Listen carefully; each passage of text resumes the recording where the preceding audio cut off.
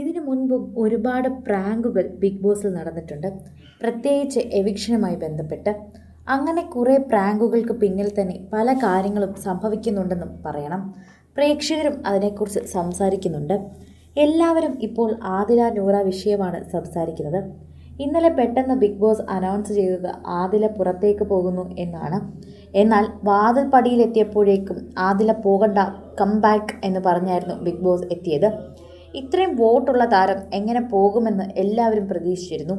അതിനിടയിൽ ഷാനവാസിനെ കൊണ്ട് big boss ഒരു പ്രാങ്ക് ചെയ്യിപ്പിക്കുകയും ചെയ്തിരുന്നു. എന്നാൽ അതിനുശേഷമാണ് കൃത്യമായുള്ള കാര്യങ്ങളെല്ലാം പുറത്തു വന്നത്. സോഷ്യൽ മീഡിയയിൽ അത് വളരെയധികം ചർച്ചയായി മാറി.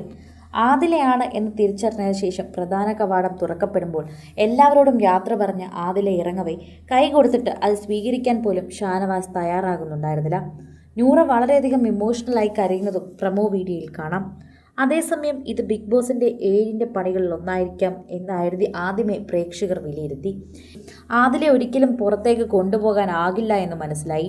വളരെയധികം കൃത്യമായി കളിക്കുന്നൊരു മത്സരാർത്ഥി തന്നെയാണ് ആദില.